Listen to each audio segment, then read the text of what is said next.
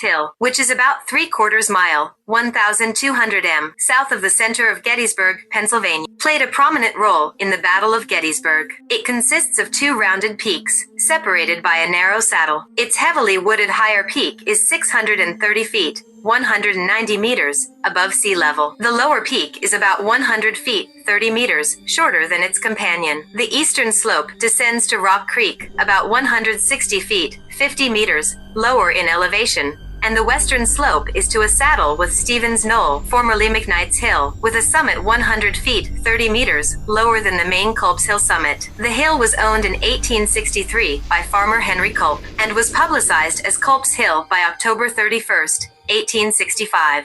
During the Battle of Gettysburg, July 1st to 3rd, 1863, Culps Hill was a critical part of the Union Army defensive line, the principal feature of the right flank, or barbed portion of what is described as the fishhook line. Holding the hill was by itself unimportant because its heavily wooded sides made it unsuitable for artillery placement, but its loss would have been catastrophic to the Union Army. It dominated Cemetery Hill and the Baltimore Pike, the latter being critical for keeping the Union Army supplied and for blocking any Confederate advance on Baltimore or Washington, D.C. Culps Hill was occupied originally on the nightfall of July 1st, 1863, by troops of the Union Army, along with neighboring Cemetery Hill, as a rallying point from the retreat following the Confederate victory that day north and west of town. Lieutenant General Richard S. Ewell had discretionary orders to seize the heights south of town, and he believed that Culps Hill was unoccupied and therefore a good target, one that would make the Union position on Cemetery Hill untenable. His 3rd Division,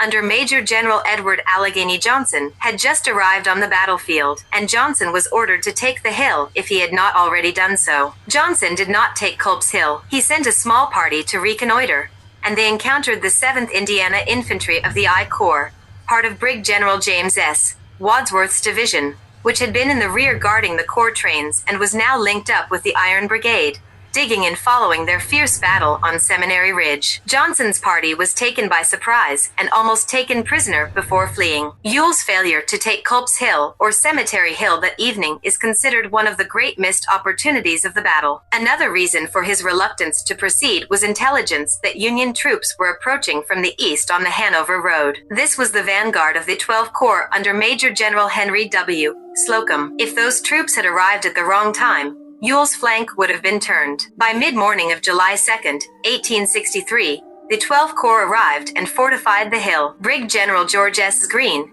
who at 62 was the oldest Union general on the field, was a brigade commander in the division of Major General John W. Geary. As a civil engineer before the war, he had a natural understanding of the value of defensive works. His division and corps commanders did not believe they would be stationed at Culps Hill very long and did not share his enthusiasm for constructing breastworks, but they did not oppose his efforts. He set his troops to the task of felling trees and collecting rocks and earth to create very effective defensive positions. The Union defensive positions on July 2nd began in the north with artillery batteries on Stevens's Knoll, followed by Wadsworth's division of the I Corps, Greene's New York Brigade in positions running north to south on the upper slope, and the brigade of Brig General Thomas L. King connecting to Greene's line behind breastworks on the lower slope. Behind these front lines were, from left to right, the brigades of Colonel Charles Candy, Colonel Archibald L. McDougall, Colonel Silas Colgrove, and Brig General Henry H. Lockwood, extending past Spangler's Spring and through McAllister's Woods. The latter 3 brigades were from the 12th Corps Division of Brig General Thomas H. Ruger,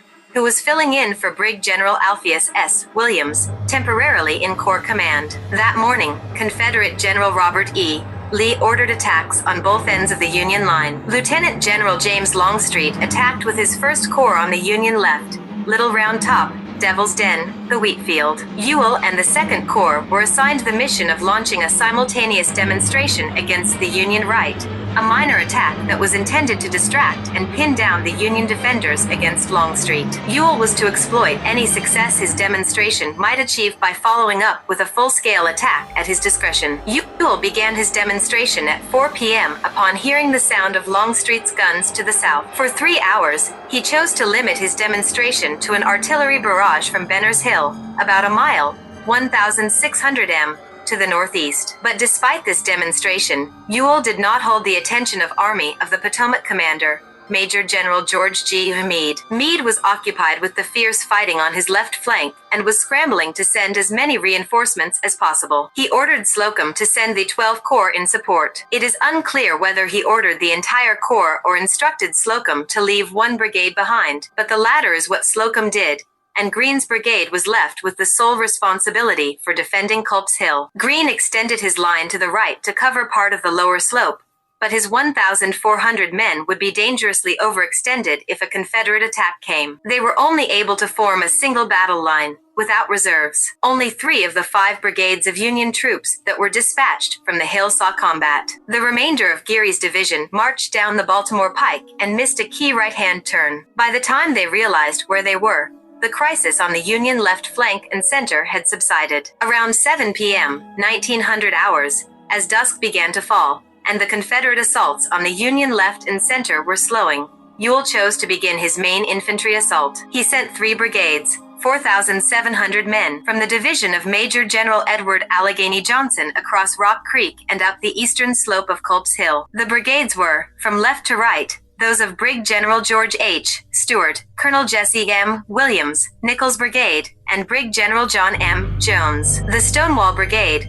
under Brig General James A. Walker, had been dispatched earlier in the day to screen the Confederate left flank to the east of Rock Creek. Although Johnson ordered Walker join the dusk assault, he was unable to do so as the Stonewall Brigade sparred with Union cavalry under Brig General David M. Gregg for control of Brinkerhoff's Ridge. As the fighting started, Greene sent for reinforcements from the I Corps and 11 Corps to his left. Wadsworth was able to send 3 regiments, and Major General Oliver O. Howard on Cemetery Hill was able to send 4, altogether 750 men, who served as Greene's reserve and helped to restore dwindling supplies of ammunition. On the Confederate right flank, Jones's brigade of Virginians had the most difficult terrain to cross, the steepest part of Culps Hill. As they scrambled through the woods and up the rocky slope, they were shocked at the strength of the Union breastworks on the crest. Their charges were beaten off with relative ease by the 60th New York, which suffered very few casualties. Confederate casualties were high, including General Jones, who was wounded and left the field. One of the New York officers wrote, "Without breastworks our line would have been swept away in an instant by the hailstorm of bullets and the flood of men." In the center, Nichols's Louisiana Brigade had a similar experience to Jones's. The attackers were essentially invisible in the dark except for brief instances when they fired, but the defensive works were impressive, and the 78th and 102nd New York regiments suffered few casualties in a fight that lasted 4 hours. On July 3, 1863, General Lee's plan was to renew his attacks by coordinating the action on Culps Hill with another attack by Longstreet and A.P. Hill against Cemetery Ridge. Longstreet was not ready for an early attack, and the Union forces on Culps Hill did not accommodate Lee by waiting. At dawn, 5 Union batteries opened fire on Stewart's brigade in the positions they had captured and kept them pinned down for 30 minutes before a planned attack by 2 of Geary's brigades. However, the Confederates beat them to the punch. An attempt by Lee to hold off the start of the fighting was fruitless. Ewell sent back a terse reply by messenger, too late to recall. Fighting continued until late in the morning and consisted of 3 attacks by Johnson's men, each a failure. The attacks were essentially a replay of those the previous evening, although in daylight. The end of the fighting came near noon, with a futile attack by 2 Union regiments near Spangler's Spring. General Slocum, observing from the distant Powers Hill, believing that the Confederates were faltering. Culps Hill became a prime tourist attraction after the battle. It was close to the town and, unlike most battles in open fields, it was heavily wooded and the extreme firepower took a very visible toll on the trees, some of which were completely sheared off. Geary's division alone on July 3 reported that they expended 227,000 rounds.